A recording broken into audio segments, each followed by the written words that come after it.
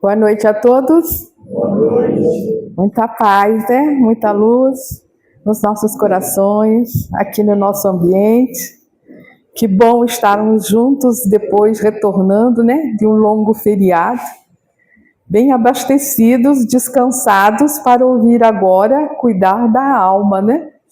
Das nossas necessidades. Então, que Jesus possa nos abençoar, a cada um de nós, para que possamos juntos ter momentos de reflexão, momentos de refazimento espiritual, de aprendizado, momentos de refazimento à luz do Evangelho de Jesus e a presença dos mentores espirituais aqui conosco, nos abençoando. E hoje nós vamos falar sobre a compaixão, a piedade, baseado na leitura que foi feita aqui, né, no início. Então, a compaixão, a piedade, elas são virtudes fundamentais, virtudes cristãs que nós precisamos muito. E nós vamos usar aqui a compaixão e a piedade quase que no mesmo sentido, porque são virtudes essenciais e porque estão intrinsecamente associadas uma com a outra, né? Então nós vamos trabalhar um pouco, refletir um pouco sobre esse tema, compaixão, piedade, né? Sabendo que são virtudes essenciais, especialmente numa época em que estamos vivendo, no mundo de transição, né, que está passando de provas e expiações para a regeneração, marcado por grandes sofrimentos humanos, grandes transformações, grandes movimentos, fatos que a gente vê que desfilam à nossa frente, que muitas vezes levam a criatura humana a um pouco de inquietude, a um pouco de tristeza, não é? Porque não sabe, não entende muitas vezes o que está acontecendo, o que são esses movimentos, o que são essas transformações, então levam muito a corações a essa desesperança, a esse pessimismo por ver os fatos, né, diante dos quadros que ficam acontecendo, desfilando, que nós somos testemunhos, né? Então, nós precisamos entender um pouco mais dessa virtude de compaixão, que suaviza os bálsamos, que traz bálsamos para o coração, que suaviza as feridas, que leva a alma a ter mais esperança, essa virtude. Então, nós precisamos melhor compreendê-la, melhor entender em nós o que é compaixão. Então, sobre a palavra compaixão, nós vamos ver que ela vem da palavra grega, pathos, compaixão, então ela vem daí, né? Associada a essa origem, a palavra grega pathos. E essa palavra, ela tem muitas traduções, ela significa muitas coisas no campo dos sentimentos. Então, pathos é sentimento do coração. Então, partindo daí, né, desse entendimento, e a compaixão tem aí a sua origem, é movimento do nosso coração, é olhar para o nosso irmão com os olhos do coração e perceber muito além do apenas ver, que é uma faculdade da nossa visão, mas enxergar nesse irmão as suas dificuldades, o que ele está passando, os seus problemas, os seus sofrimentos, né?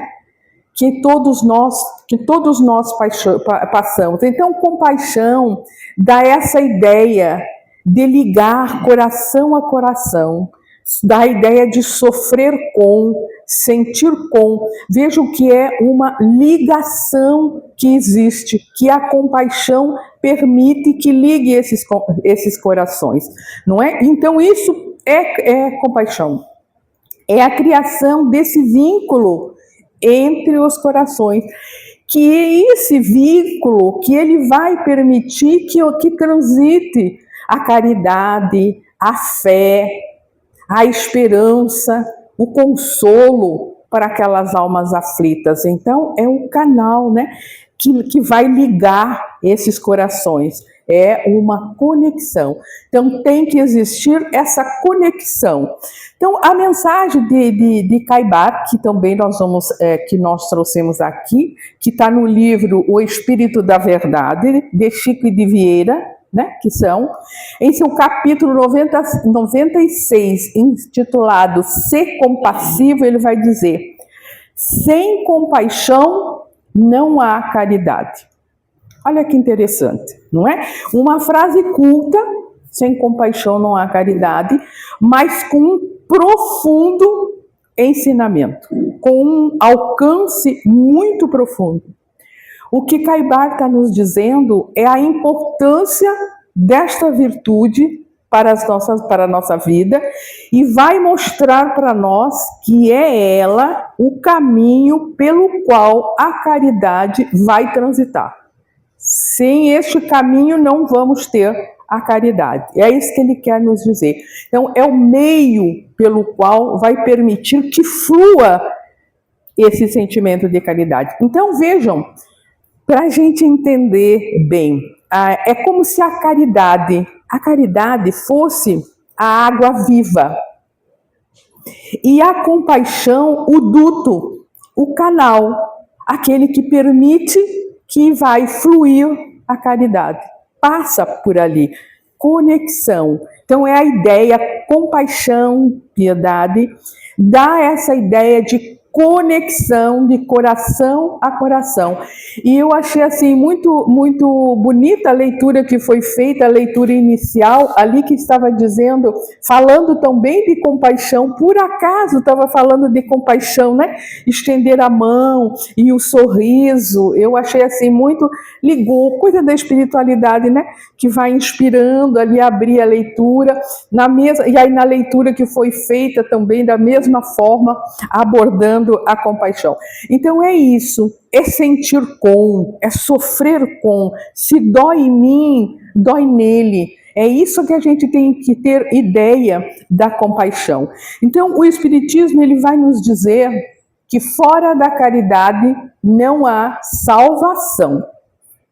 E isso é a viga mestra, né, da doutrina espírita. Mas também não é só da doutrina espírita, é também do cristianismo. Que o Espiritismo, lá na sua origem, quando tomou a caridade como a sua viga mestra, como a sua pedra fundamental, nada mais falava, nada mais era do que trazer de volta os ensinamentos, a revivência, não sei muito bem dizer essa palavra, mas é revivescência do cristianismo. É que a língua, de vez em quando, com a idade, ela já vai ficando enrolada, né? Mas a gente usa também outro sinônimo. Mas é isso, é trazer de volta, na sua origem, vai reviver o cristianismo primitivo. Então, se nós quisermos realmente nos integrar com esse slogan do Espiritismo, fora da caridade não há salvação, nós precisamos entender o que é caridade, o que é a compaixão, essa que nos ilumina, que nos edifica, que nos ergue, né? Nós precisamos entender, então, o que é compaixão e, mais ainda, se a temos cultivado em nós. É essa a proposta da noite. Entendermos a compaixão e saber se a temos cultivado em nós.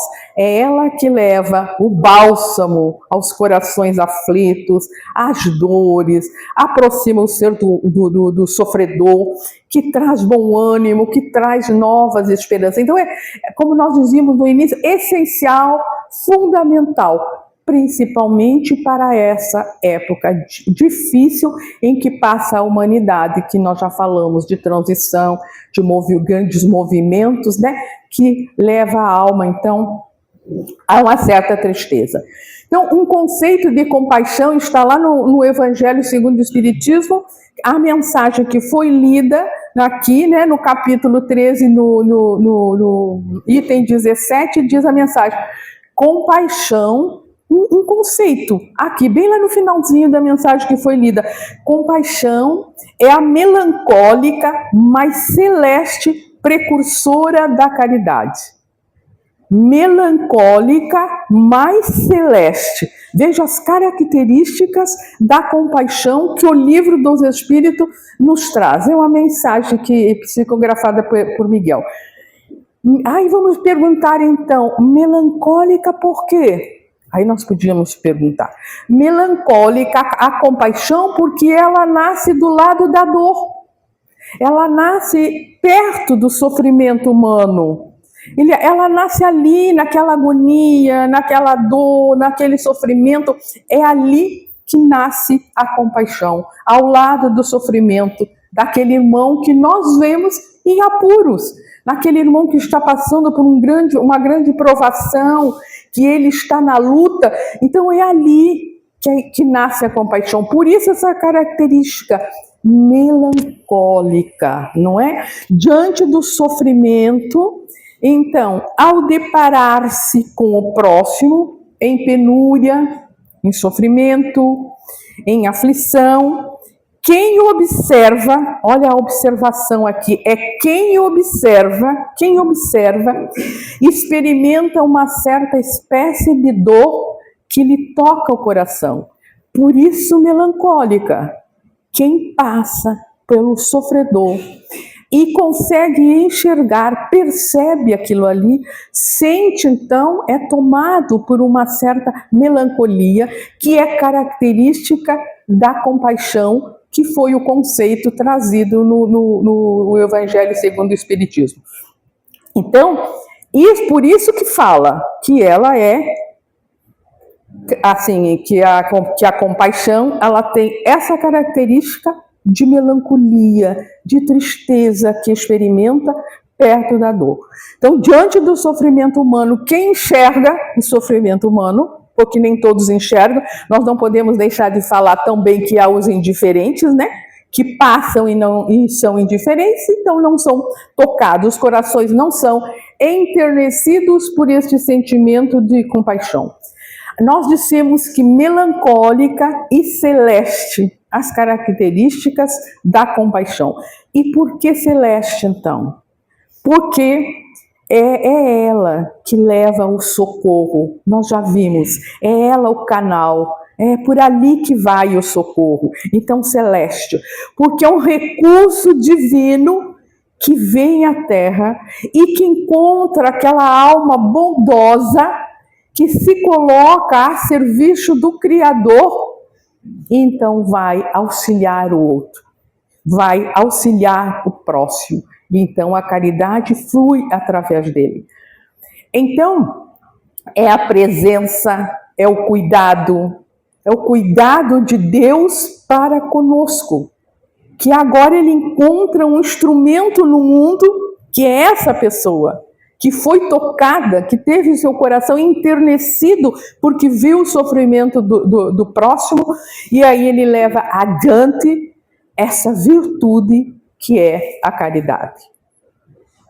Então, é uma grande e necessária virtude pela qual todos nós devemos lutar para conquistar ou para intensificar dentro de nós. Porque ela é irmã da caridade que nos conduz a Deus. Então, é olhar o nosso irmão mais que simplesmente olhar, mas indo a fundo, olhando mesmo, vendo quais as necessidades que ele tem, que eu posso ser útil, suas dores, suas experiências, né? No cadinho das provações, das expiações, dos testemunhos, né, doloridos. Então, pois aí, é nesse interim que a alma consome as impurezas, é neste fogo, né, das lutas, das grandes lutas, para poder levar, ela se purifica, para poder levar adiante a benevolência, para poder levar adiante a indulgência, para poder levar adiante a caridade. Então, esse ensino deve, pois, nos motivar. Esse entendimento, este ensino, ele deve nos motivar para o trabalho e para desenvolver em nós essa virtude, a fim de que venhamos atingir a nossa meta espiritual, nos aproximar de Deus através do nosso próximo, através do auxílio, através da caridade do nosso próximo, cumprir seu mandamento, amar o próximo como a si mesmo. E se eu amar o próximo como a si mesmo, é claro que eu sempre quero o melhor para mim, como cada um dos senhores de vocês querem o melhor. Então, amar o próximo é querer também o melhor para o próximo. E daí nós já podemos começar a perceber que mundo maravilhoso seria, porque nós queremos o melhor para nós. Nós vamos querer o mesmo para o próximo. E é esse o nosso futuro, com certeza, né? Mas Caibar, ele vai dizendo nessa obra: as lágrimas vertidas ao calor vindo da piedade corrói as densas cadeias da provação. Vamos ver o que ele diz. O que o autor quer nos dizer com isso, né? As lágrimas sentidas, vertidas, vão corroer os laços das provações, as cadeias das provações. O que ele quer dizer? O que ele quer dizer com isso? As lágrimas verdadeiras, as lágrimas sinceras que brotam do coração, muitas vezes são o maior bálsamo que a pessoa recebe, que leva o coração sofrido, não é? Porque leva o coração sofrido a perceber e a dizer: fulano lembrou de mim, fulano está comigo, eu não estou sozinho neste sofrimento. Olha que bom que ele enxergou a mim. Olha que importância tem isso para nós. Todos nós que passamos pelas experiências dolorosas, né? Nós sabemos o quanto isso é importante, nós sabemos o valor disso. Então vamos fazer para o nosso próximo também, né? Veja bem, de encontrar no momento exato daquela aflição, no momento exato da dor, a água viva do amor, que vem da compreensão, da colaboração, do olhar do nosso irmão.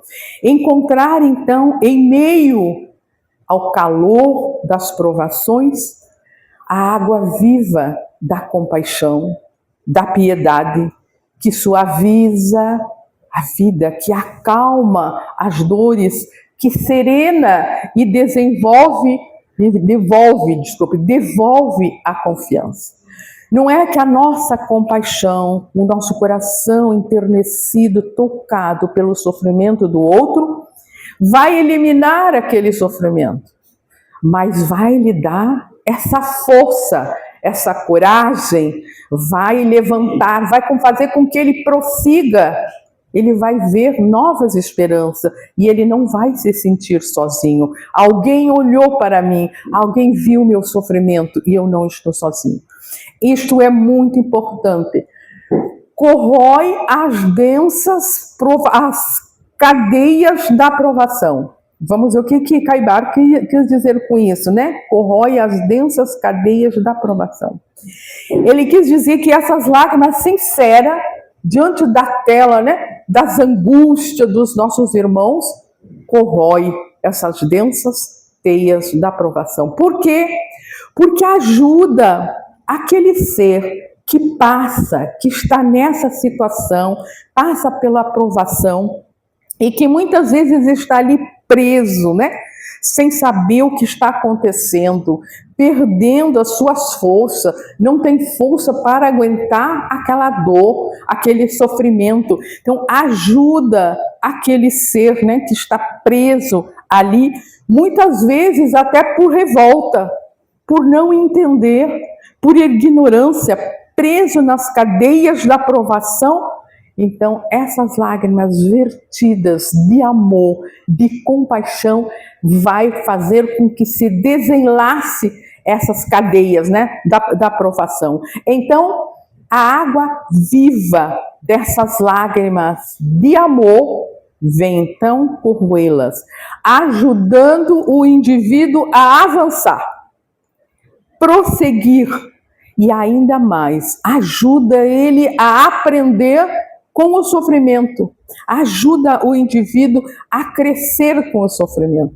Olha como é importante a gente entender de compaixão, de piedade e a importância disso nas nossas vidas, que foi o começo da nossa fala, chamar a atenção para isso, para desenvolver em nós ou potencializar em nós essa virtude tão necessária que sustenta os corações nas provações, que sustenta os corações naquele sofrimento que ele está passando. E todos nós já experimentamos, todos nós já passamos por algum tipo de sofrimento e nós sabemos o quanto isso é importante para as nossas vidas, não é?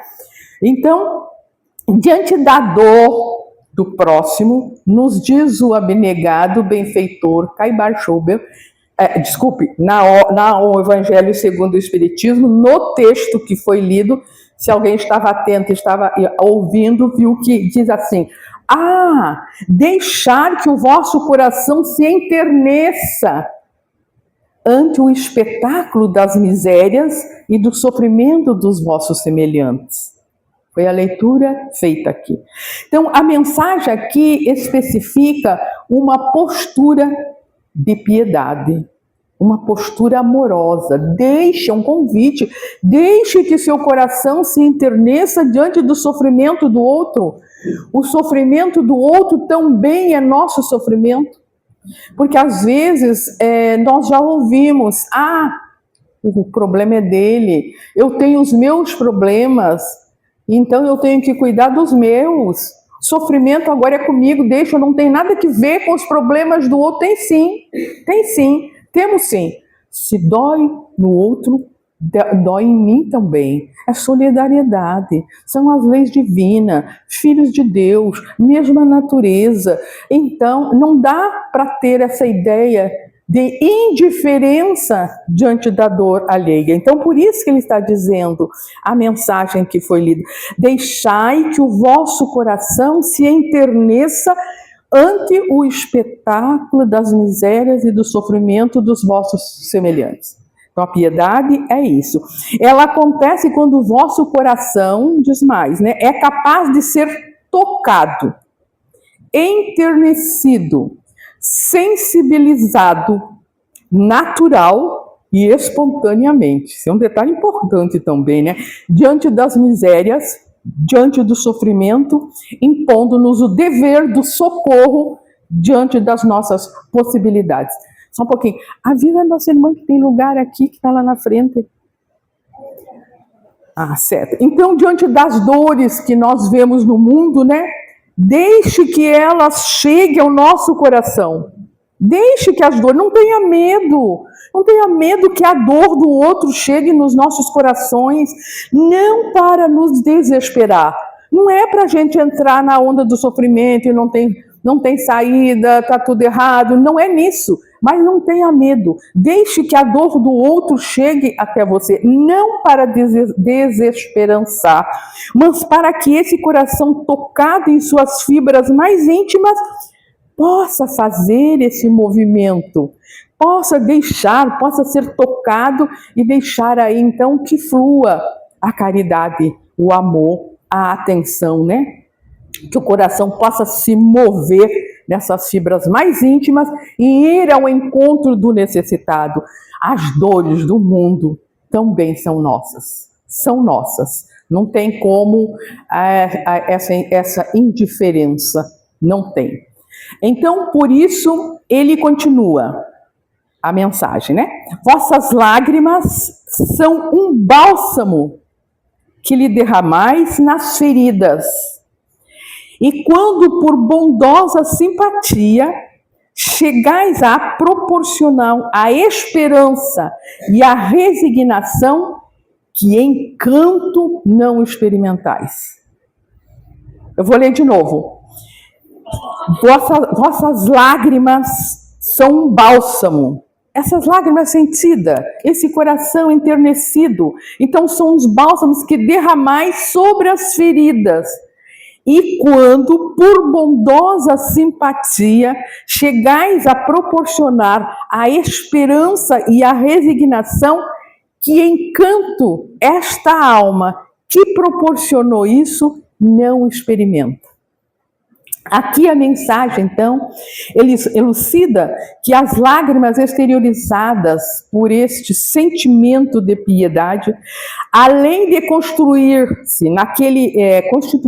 naquele bálsamo, né, que alivia para a alma aflita, que traz consolo, também reflete naquele que pratica a caridade, indescritível encantamento. E aqui é fácil de entender. Por que nos causa esse encantamento o bem que praticamos? Porque nossa origem é divina. Porque nós fomos feitos por amor e para amar. Então, quando nós amamos, exteriorizamos esses sentimentos de amor, nós experimentamos esta felicidade, esse encantamento de ser útil, né? Então aqui a mensagem elucida isso, que as lágrimas exteriorizadas pelo sentimento da piedade, ela também vai levar para quem praticou a caridade esse encantamento. É como a gente diz, assim, popularmente, né? Aquele vaso que carrega as flores também fica perfumado. As mãos que carregam as flores, ali fica também o perfume. Aquele coração que ajudou, ali fica então esse sentimento, né? Esse grande sentimento de missão cumprida, de encontro com a sua natureza, com a sua origem, né? É isso, é isso. Então aí vamos refletir.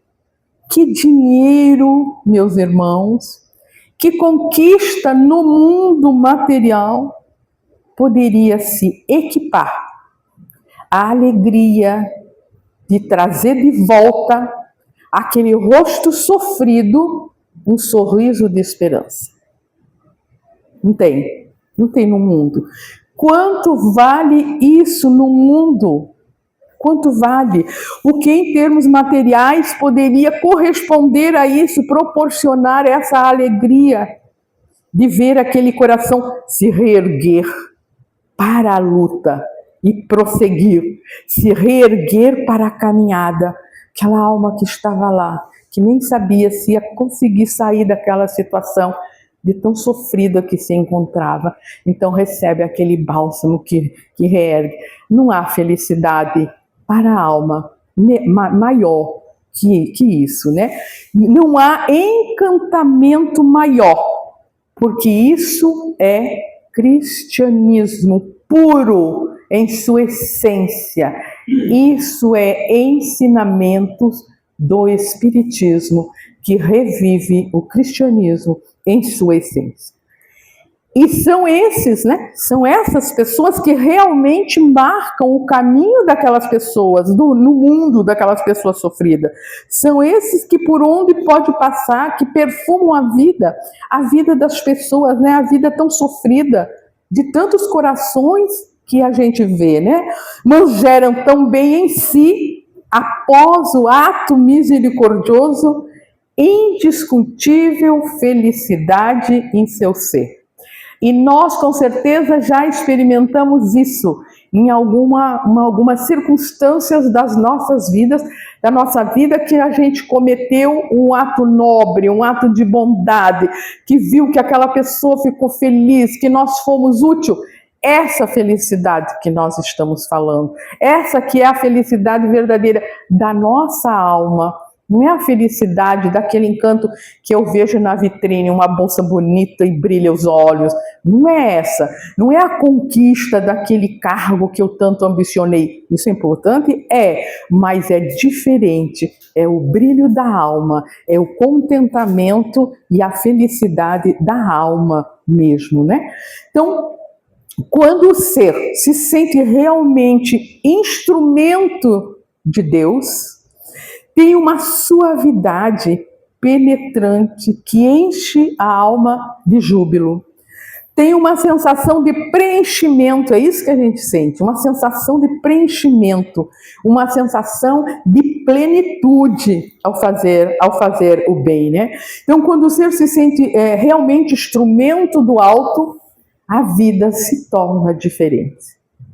As pessoas são mais felizes, a vida tem mais cores, tem mais sabor, a vida tem um novo ideal. É diferente, é uma nova visão de mundo, uma visão onde tudo é estruturado, tudo tem seu lugar de ser, as suas explicações, passamos a entender e vivenciar esses efeitos das virtudes que praticamos. Então, esse devotamento, essa abnegação em favor dos sofridos é a virtude por excelência que em toda a sua vida praticou Jesus, em toda a sua caminhada, e o que demonstrou em toda a sua doutrina. No Novo Testamento, a expressão mover-se de compaixão é muito utilizada. É usada nas narrativas dos evangelistas. Uma construção que se repete muitas vezes no Evangelho, sempre se referindo ao comportamento de Jesus, a atitude que Jesus seguia, né? Compaixão seguida de ação. E nós vamos ver. Lá em Marcos, o evangelista Marcos, no capítulo 6, versículo 30 a 34, vai dizer: diante da multidão, foi movido de íntima compaixão e começou a ensinar. Jesus viu uma numerosa multidão e teve compaixão, porque eram ovelhas sem pastor. E começou então a ensinar-lhes muitas coisas, movido de compaixão, e foi a ação. Então nós temos lá em Lucas, diante da viúva de Naim, que havia perdido seu filho, moveu-se de compaixão e foi até ela para auxiliar. Nós temos lá em Lucas também, Marcos, agora em Marcos, movido de grande compaixão pelo leproso que estava à sua frente, Jesus estendeu a mão e, tocando nele, exclamou: eu quero ser purificado. Está lá em Mateus. Compaixão seguida de ação. São esses os ensinamentos de Jesus que os evangelistas eles trazem para nós, eles revelam para nós esse comportamento. Compaixão e caridade nos ensinamentos de Jesus, associados. Então, essa era a resposta natural de Jesus. Ao olhar alguém em sofrimento, ele ia além das aparências, ele ia à dor. Era a resposta natural, porque isto em Jesus já era algo naturalizado, consolidado, compaixão seguido de ação. Não julgava, não criticava, não fazia nenhuma exigência, simplesmente diante de todos que cruzavam o caminho, a resposta automática: compaixão e ação. Vou fazer alguma coisa. Compaixão e socorro devem ser complementados por uma ação, alguma realização de ordem moral, de ordem material, seja como for, tem que alcançar o indivíduo que está sofrendo. Não apenas aquilo que me tocou o coração, que me enterneceu, que me levou às lágrimas, mas seguido de uma ação. Aquilo precisa me mover, me levar a praticar a caridade. Lembram da parábola do bom samaritano?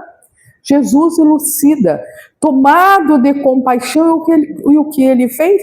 Ele prestou os socorros necessários, ele fez o que precisava ser feito, tanto moral como material. Ele colocou na sua cela, ele transportou, ele ajudou da forma que ele podia, elucidando esses ensinamentos. Então, compaixão e socorro devem ser complementados por uma ação de ordem material ou de ordem moral. De nada adianta nutri-la em nós, mantendo distância. Eu tenho pena de fulano. Apenas isso. Não vai resolver o problema, não vai.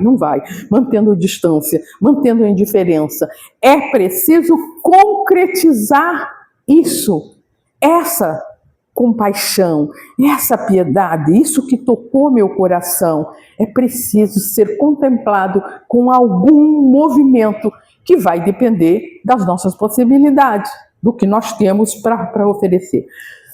No livro Refúgio, de Chico Xavier e Emmanuel, que se chama também Compaixão, ele diz: compaixão é a receita de luz para a ascensão da alma nos reinos divinos. E ele completa: entretanto, de algum modo se assemelha à prescrição médica em relação à saúde. Para que ela atinja os seus efeitos precisos em nós, não basta ser grave com segurança e com precisão no pergaminho do nosso sentimento. É preciso de nos dispor a usá-lo. Olha que comparação bonita. Não adianta nós estar com a receita, não é? Nós estar doente com a receita e não concretizar essa receita, não usar essa receita. Não adianta nós estar tomado de compaixão e não praticar nada, só ficar sentindo, né? Eu tenho piedade de fulano, né, pelo que ele está passando, mas tenho que levar alguma ação, senão se torna infrutífera isso mesmo que eu estou sentindo. E aí nós vimos também, né, o exemplo que a gente deu da parábola do bom samaritano. O relógio já está apontando para mim, mas a gente já está começando a se entender melhor. Ele manda eu parar e eu digo: espere mais um pouquinho, e a gente se entende, mas a gente já está finalizando. Então, a piedade deve nos levar ao socorro moral, ou socorro material, junto àqueles que despertaram em nós esse sentimento, para que tenha frutos. De nada adianta, ou pouco adianta, vibrar essa compaixão em nossos sentimentos, se não encontramos meio de concretizá-la com as nossas mãos, com as nossas palavras, com as nossas ações. Há tantas formas de fazer a caridade, há tantas formas de chegar ao sofrimento do próximo. Então fica a reflexão para nós nessa noite, olhar para a nossa vida, cada um de nós, olhar para a nossa vida e perceber o quanto de compaixão às vezes vibra em mim e quanto de auxílio palpável, concretizado, eu tenho prestado diante das dores do nosso irmão. Que Jesus continue nos alimentando de fé, de esperança, para que nós continuemos a nossa caminhada. Muito obrigada a todos e um abraço de amor nos corações. Que assim seja.